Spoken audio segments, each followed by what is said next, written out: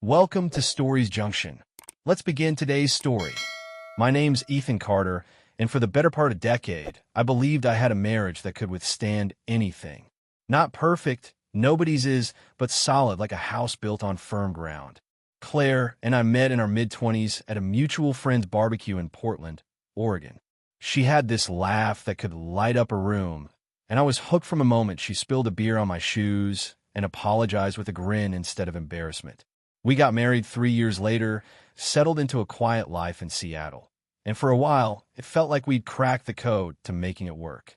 We had our fights, sure, over money, over whose turn it was to do the dishes, over whether we'd ever leave the rainy Northwest for somewhere sunnier.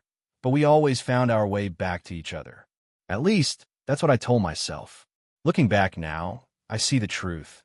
While I was still holding tight to the life we'd built, Claire had already slipped away. It didn't hit me all at once. Betrayal doesn't announce itself with a trumpet blast. It sneaks in quiet and slow, like fog rolling off Puget Sound. The first signs were small, easy to brush off. She stopped leaving little notes on the kitchen counter, those scribbled "have a good day" messages she used to tuck under my coffee mug. She'd always been the sentimental one, the one who'd text me a picture of a sunset just because it reminded her of our honeymoon in Hawaii. But those gestures faded. I'd come home from my job at the warehouse, expecting her to ask about my day like she used to, and instead, she'd barely look up from her phone. "Hey, how was work?" I'd say, fishing for something, anything. "Fine," she'd reply, her voice flat, her thumb scrolling through whatever held her attention more than I did. I'd tell myself it was stress. She worked long hours at the boutique downtown, and retail can wear anyone down. Moods shift. Life gets heavy. I got that. But this wasn't just a phase. This was something else. The late nights started a few months back.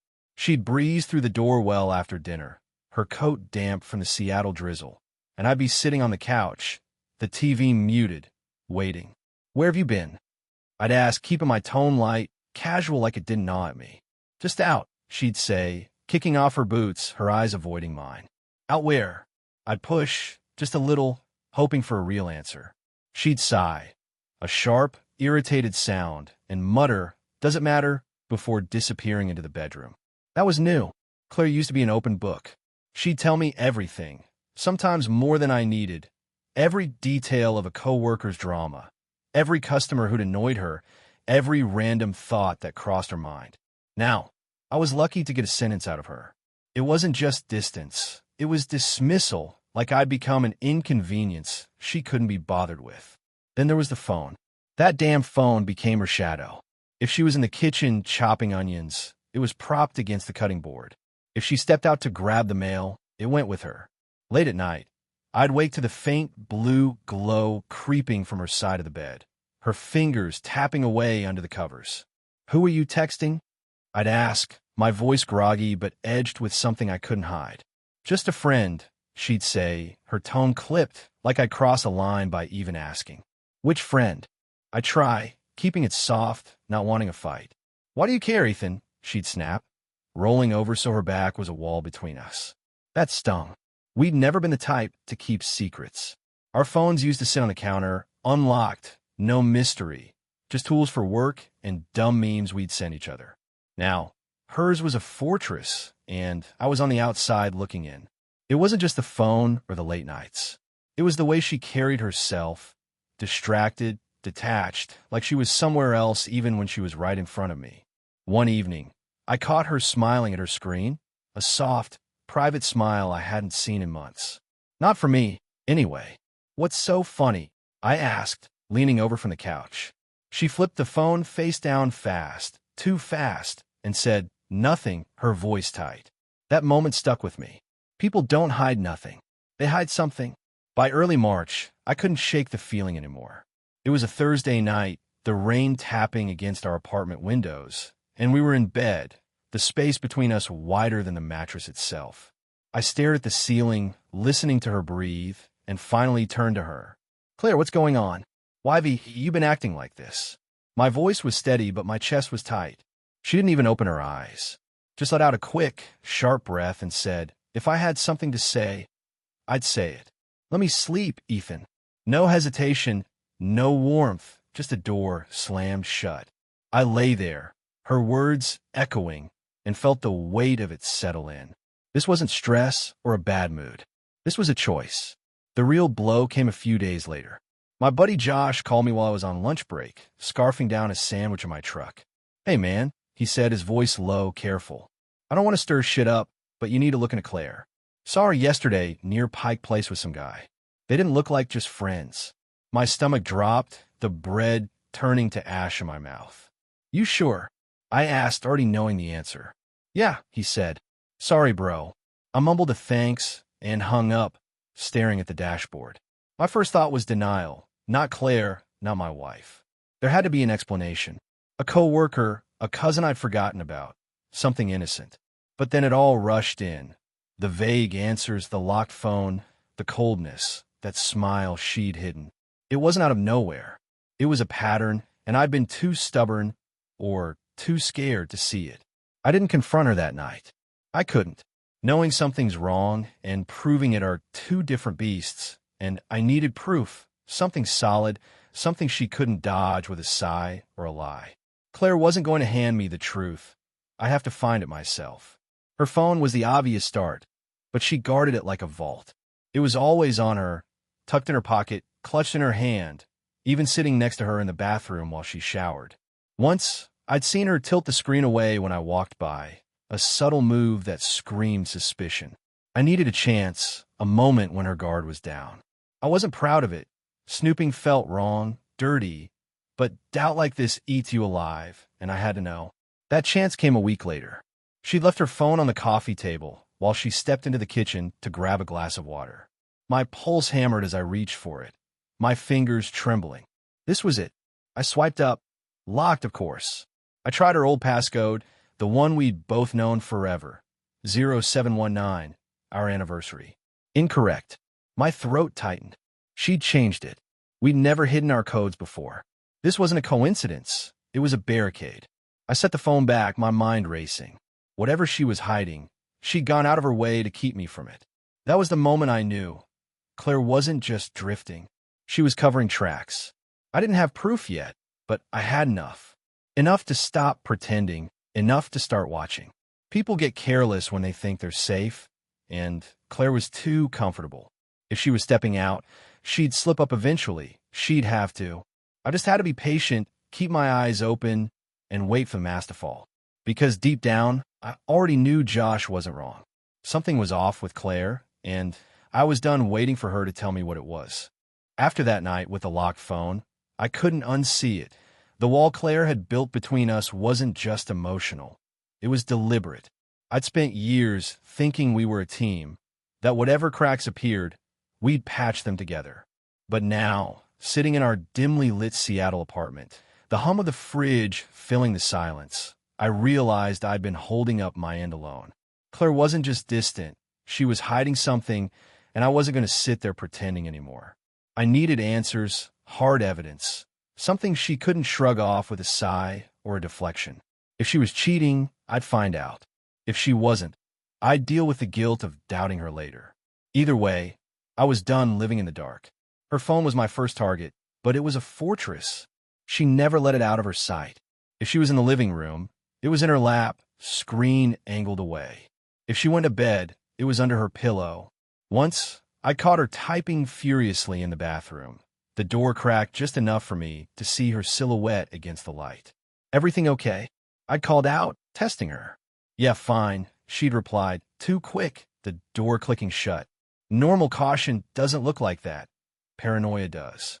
I tried the direct approach once, asking her point blank why she'd changed her passcode. "It's just habit," she'd said, not even looking up from her coffee. "You're overthinking it, Ethan." But I wasn't. Overthinking doesn't lock you out of your wife's life. It's the secrets that do. I started paying closer attention, cataloging the clues. She'd leave for work at the boutique like always, but her shifts didn't match the hour she was gone. She'd say she was closing, due back by 9, then roll in at 11. Her hair mussed, her excuses thin. Traffic, she'd mumble, or stop for a drink with the girls. Which girls? She never said, and I stopped asking because the eye rolls weren't worth it. Then there were the clothes, New stuff I didn't recognize, a sleek black dress, heels sharper than her usual flats. Got them on sale, she'd toss out when I mentioned it, but the tags were gone, and our joint account hadn't taken a hit. Little things, sure, but they piled up like bricks, walling me out. I needed more than hunches, though. Gut feelings don't hold up when you're staring at the woman you promised forever to, wondering if she's lying to your face. I decided to test my chance with her phone again. It came one rainy Saturday, mid-March. Claire was in the shower, the water hissing through the pipes, and I spotted it, her phone sitting on the armrest of the couch.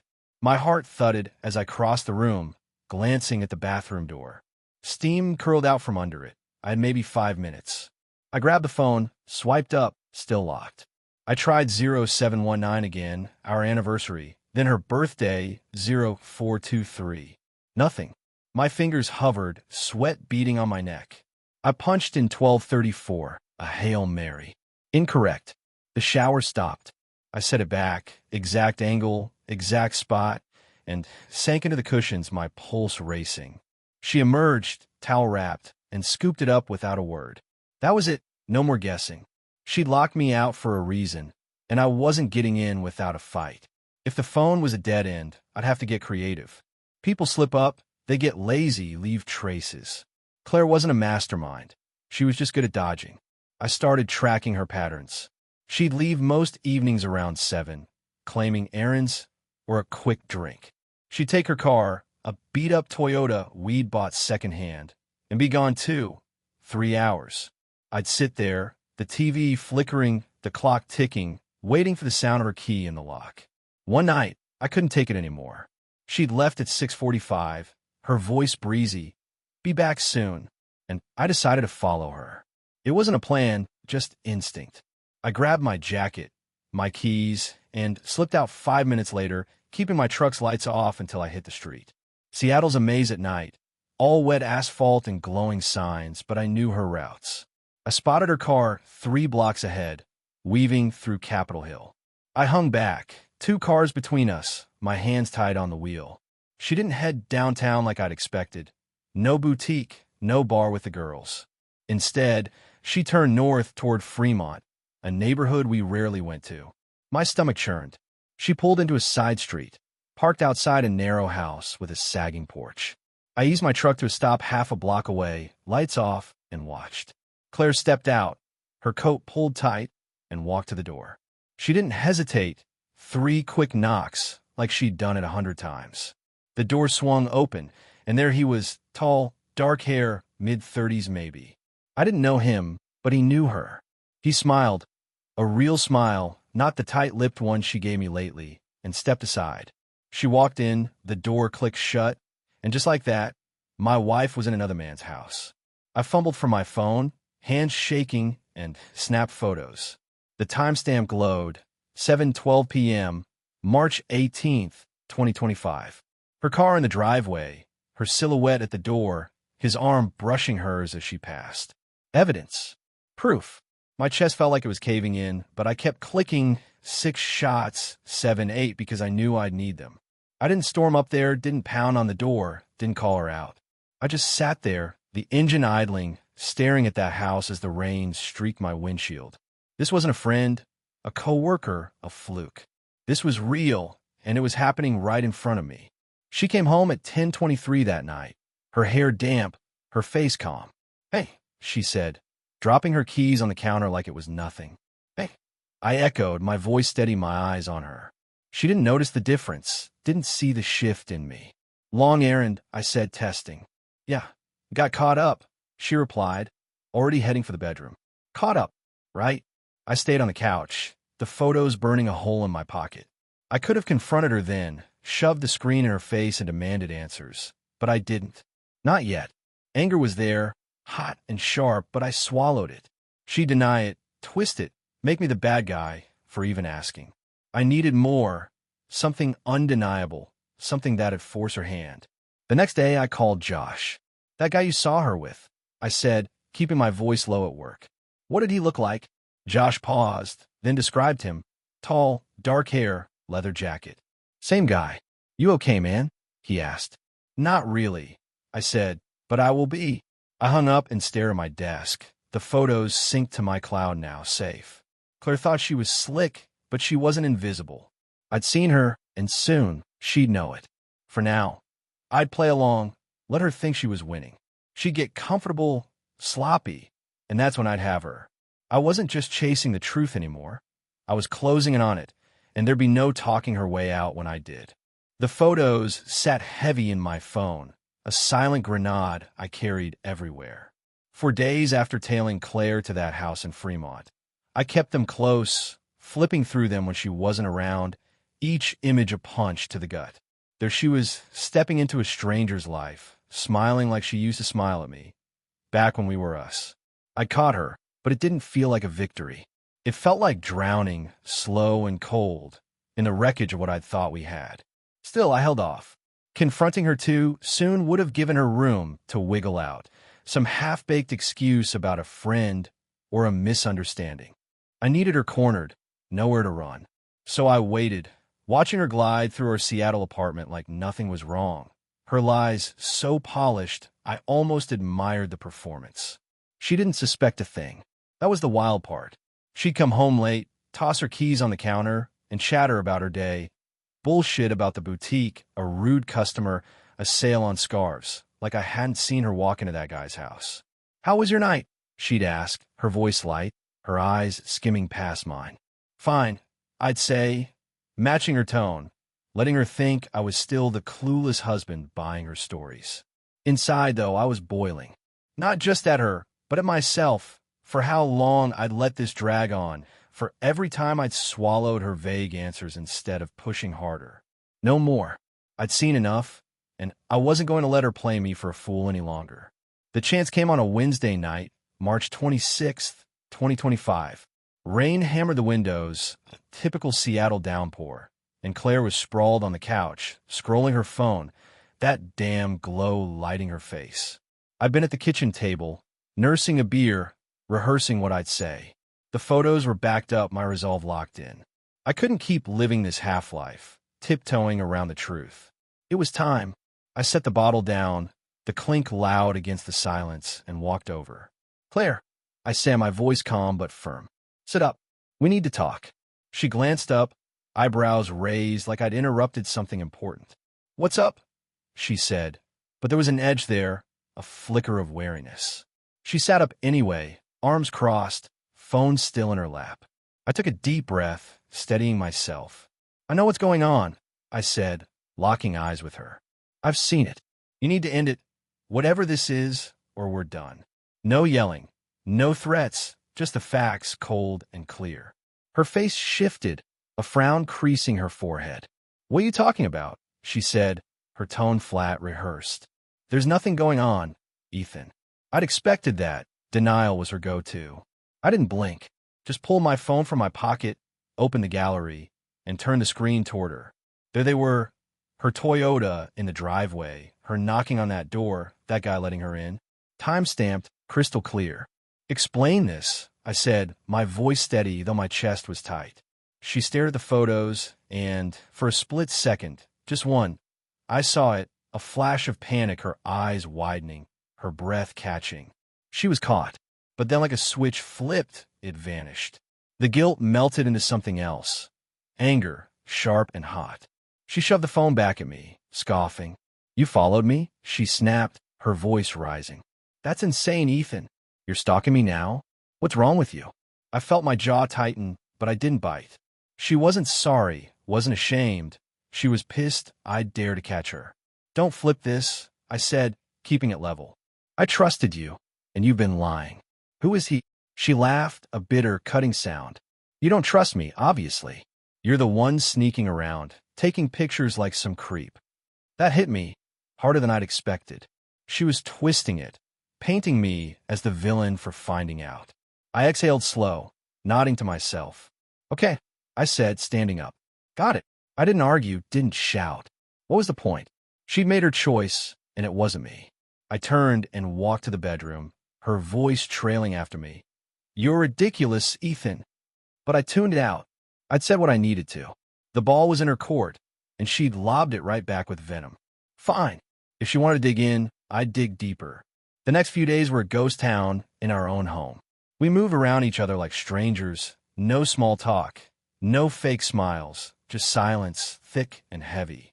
She didn't explain herself, didn't soften, didn't even try to patch things up. I catch her texting, her fingers flying, and I knew who it was. She wasn't stopping, didn't even pretend to. I wasn't going to beg her to stay faithful. That's not love, that's desperation, and I was past that. While she carried on like I didn't exist, I made my move. I called a lawyer friend, Mark from high school. Need some advice? I told him over coffee downtown. Marriage is tanking. She's cheating. He didn't flinch, just nodded and said, get your ducks in a row. Proof, finances, everything. I already had the photos, but he was right. I needed more. Bank statements, texts if I could get them, anything to show what she'd been up to. Friday night, she threw me a curveball. I was halfway through a shirt button-up, getting ready for a late shift at the warehouse, when she appeared in the bedroom doorway. I'm making dinner tonight, she said, casual, like it was nothing. I froze, fingers on the last button. Claire hadn't cooked for me in months, not since this all started. Lately, she barely acknowledged me unless it was to snap or sigh. Now, this. Okay, I said, keeping my tone neutral, watching her. She leaned against the frame, scrolling her phone, not looking up. No explanation, no follow-up, just the offer dangling there. Suspicion clawed at me. Was this guilt? A peace offering? Or something else? A setup? A distraction? I didn't trust it, but I didn't push. See you later, I said, grabbing my keys. She nodded, already lost in her screen. Driving to work, my mind wouldn't let it go. Dinner didn't fit. She'd been ice cold for weeks, sneaking off to Fremont, dodging me at every turn. Why play house now? Maybe she sensed I was onto her, wanted to smooth things over without admitting anything. Or maybe she was planning her exit, softening me up before the axe fell. Whatever it was, I wasn't buying it blind. What Claire didn't know was I'd already started the wheels turning. Mark was drafting papers, and I'd pulled our joint account statements. Small withdrawals, cash mostly, nothing huge, but enough to raise flags. She thought she was ahead, but I was catching up. I came home that night, the smell of garlic and rosemary hitting me as I stepped inside. Claire was in the kitchen, stirring a pot, a glass of wine in hand. Hey, she said, almost warm, like we hadn't just spent days in a silent war. Hey, I replied, setting my bag down, eyes on her. She moved easy, graceful, setting plates, pouring more wine. We sat, and it was quiet, too quiet. Forks scraped plates, the tension simmering beneath the clatter. Halfway through, I put my fork down. So, I said, leaning back, you in it yet?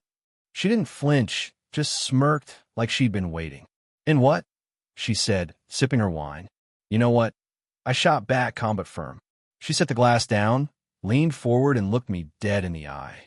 I'm leaving you, she said, voice steady, final. And just like that, the mask was off. Claire's words hung in the air like smoke. I'm leaving you. And for a moment, I just sat there, the taste of her rosemary chicken souring in my mouth. The kitchen felt smaller, the walls closing in, but I didn't flinch.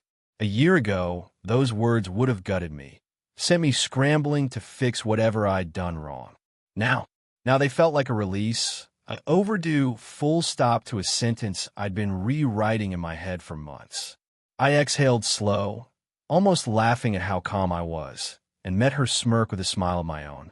Perfect, I said, my voice steady, controlled. Her confidence flickered, just a hair, but I saw it. She hadn't expected that. I stood, walked to the bedroom, and grabbed the folder I'd stashed in my nightstand. Mark had dropped it off that morning, divorce papers neat and signed, ready to go. I'd been waiting for the right moment, and she'd just handed it to me on a platter. Back in the kitchen, I slid the stack across the table, the paper whispering against the wood. Already prepared, I said, sitting back down. Sign them whenever you're ready.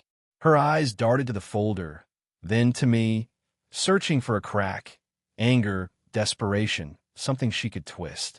But I gave her nothing, just calm. She opened her mouth, closed it, then leaned back, arms crossed. You're serious, she said, like she couldn't believe it. Dead serious, I replied. You want out? There's the door. She didn't touch the papers, just stared at them, and I could see the gears turning. She thought she'd blindside me, drop her bomb, and watch me crumble. Instead, I met her halfway and raised the stakes. Then the doorbell rang, sharp, cutting through the silence. Her head snapped toward it, confusion creasing her brow. She wasn't expecting anyone. I, on the other hand, had been counting on this. I pushed my chair back, took my time crossing the room, and opened the door. There she was, Lena, Claire's best friend since college, standing in the drizzle, her auburn hair catching the porch light. "Hey," she said, soft but sure. I stepped aside. "Come in. Meet my new girlfriend." Claire's face was a masterpiece, shock melting into disbelief, then hardening into something raw. Lena walked in, shaking off her umbrella, and nodded at Claire, unfazed. "Hey, Claire," she said, casual, like this was just another night. I closed the door and turned back, watching it sink in. Claire's best friend, the one she'd vented to about me, the one who'd known every detail of her life, was standing by my side now. "What the hell is this?" Claire spat, her voice rising, her cool unraveling fast. "This," I said, gesturing between Lena and me, "is what happens when you check out. You didn't think I'd just sit here, did you?" It wasn't planned from the start. Lena and I had gotten close over the past few months, after I'd confided in her about Claire's distance. She'd been at our place one night, dropping off a book Claire had lent her, and I'd let slip how off things felt. "She's not herself with you anymore," Lena had said, her voice gentle but firm. "I've seen it too. At first, it was just talks, coffee here, a walk there, two people frustrated with the same woman. But it grew. Lena saw through Claire's facade, knew the real her, the one who'd lie without blinking. One night, after I'd shown her the Fremont photos, she'd hugged me, and it lingered. Then it became more. I hadn't set out to hurt Claire. I'd just stopped waiting for her to care. Claire didn't take it well. She shot up from the table, the chair scraping loud against the floor. "You're unbelievable," she yelled, pointing at me. Then Lena. "Both of you. What? You think this makes you better than me? You're pathetic, Ethan." I didn't bite. "Sign the papers," I said, nodding at the table. "Or don't. Court will sort it either way." She turned on Lena next. "And you, my friend? How long's this been going on?" Lena didn't flinch. "Long enough to see who you've become," she said, cool as ice. "You don't get to play victim here." Claire's laugh was jagged, furious. "Oh, this is rich. You two deserve each other." She stormed to the bedroom, slamming the door so hard the walls shook. Lena glanced at me. "You okay?"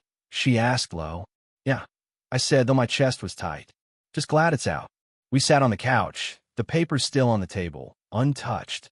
Claire emerged 20 minutes later, coat on, keys in hand. "I'm staying at a friend's," she said, venom dripping. "Don't wait up." I didn't ask which friend, didn't need to. She grabbed her bag and left, the door banging shut behind her. The apartment went quiet, save for the rain tapping the windows. Lena squeezed my hand.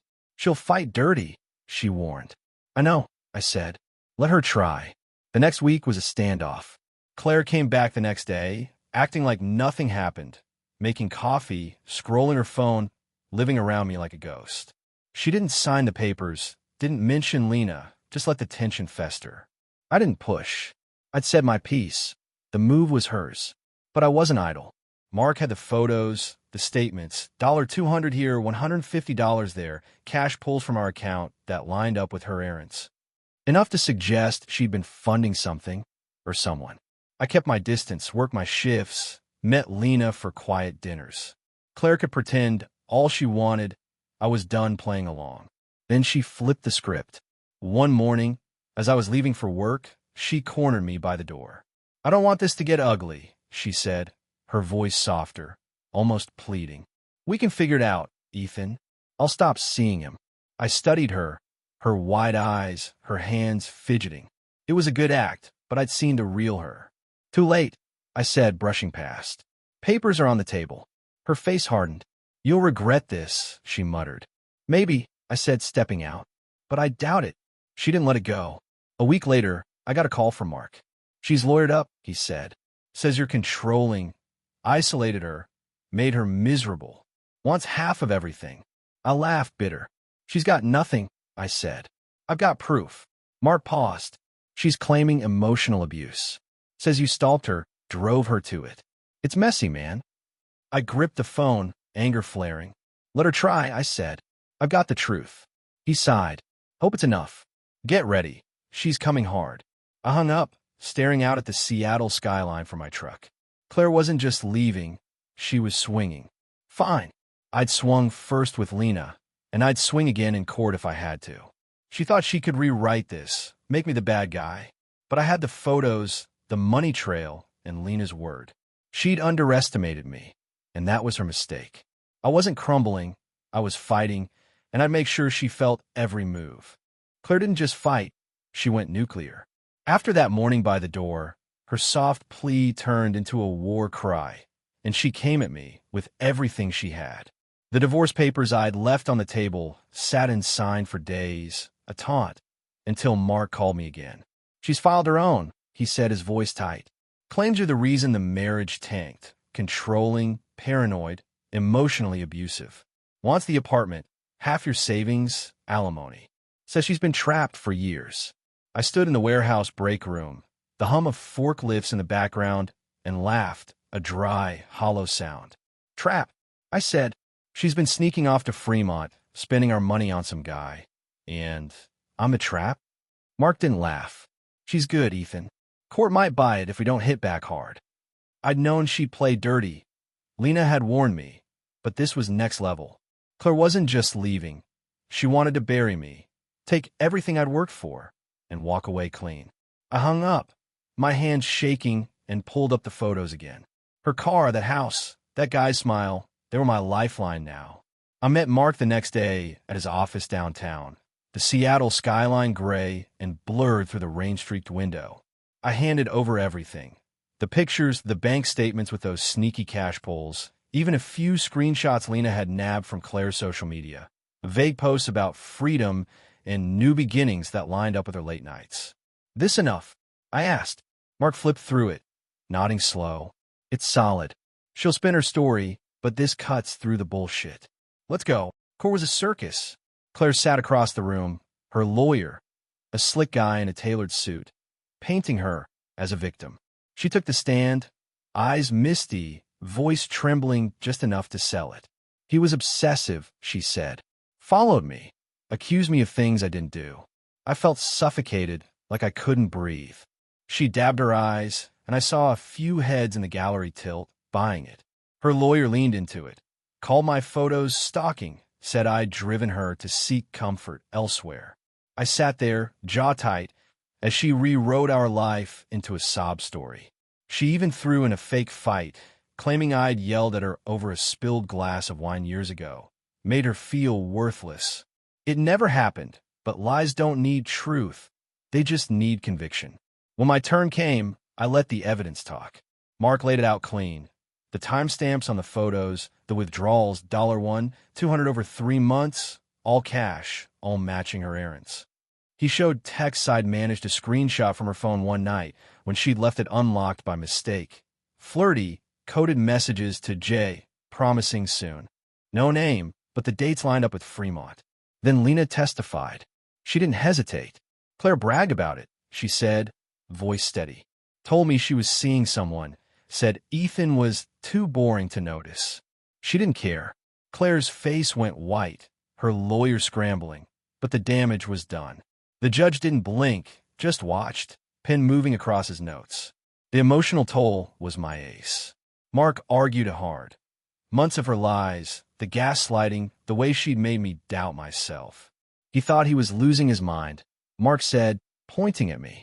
She turned their home into a prison of suspicion. I spoke too, kept it short. I trusted her, I said. She broke that, not me. The judge asked if I'd followed her. Yeah, I admitted. After she locked me out, stopped talking, started disappearing. I had to know. No shame, I owned it. Claire's lawyer tried to spin it as obsession, but Mark flipped it. He followed her once. She cheated for months. Who's the villain here? The ruling came fast. Assets split 60-40 in my favor. Apartment stayed mine, savings mostly too. No alimony. Her job covered her. Claire's face was stone as the gavel fell, her lawyer whispering furiously. She wanted to ruin me, walk off with half my life, but the truth held. I kept what mattered because I'd fought for it. As we left, she shot me a look, pure venom, but I didn't flinch. She'd exposed herself, and that was her loss. Outside the courthouse, the rain had stopped, the air crisp. Lena met me by my truck. "You good?" she asked, her hand brushing mine. "Yeah," I said, meaning it. "It's over." We drove to a diner, split a burger, and for the first time in months, I breathed easy. Peace isn't loud. It's quiet, steady like that moment. But scars stay. You don't walk out a betrayal like this unscathed. Lena and I were solid. She'd seen me through the worst, didn't flinch when Claire turned on her too. She got me in a way Claire never had, saw the mess and stayed anyway. Still, a part of me braced for the drop. Trust, once shattered, doesn't glue back perfect. It's jagged, fragile, and I felt it every time Lena's phone buzzed, every time she was late. I didn't think she'd hurt me, but the burn was deep. I moved on, or tried to. Work picked up, Lena and I found a rhythm. Dinners, hikes, quiet nights. Claire faded. Last I heard, she'd shacked up with Jay in Tacoma, but I didn't care enough to check. She lost more than me. Her friend, her mask, her game. I'd won, kept my life, but victory's bittersweet when you've seen how fast love can turn. Could I marry again? Not now. Maybe never. It's not about wanting. It's about seeing love different. Like a kid burned by a stove, I flinch at the heat. Claire taught me that trust isn't free. It's earned, and once it's gone, you don't get it back whole. Looking back, I realized something. The best revenge isn't rage or payback. It's living, thriving beyond them. I didn't hate Claire, didn't waste energy on her anymore. I built something new, became someone she'd never touch again. She'd see it one day, maybe already did. Me with Lena, steady, happy, and regret would gnaw at her. Not my problem. That was enough. My story's wild. I know. Built a life with someone, watched it crumble, came out the other side. But it's mine. I didn't let it break me. If you're reading this, stuck in your own mess, don't let it break you either. Trust your gut. Those signs you're ignoring, they're real. I love your take. Did I play it right? Should I have walked sooner? Hit me with your thoughts. Life's messy, but we keep going. Thanks for sticking with me. I'll catch you in the next one.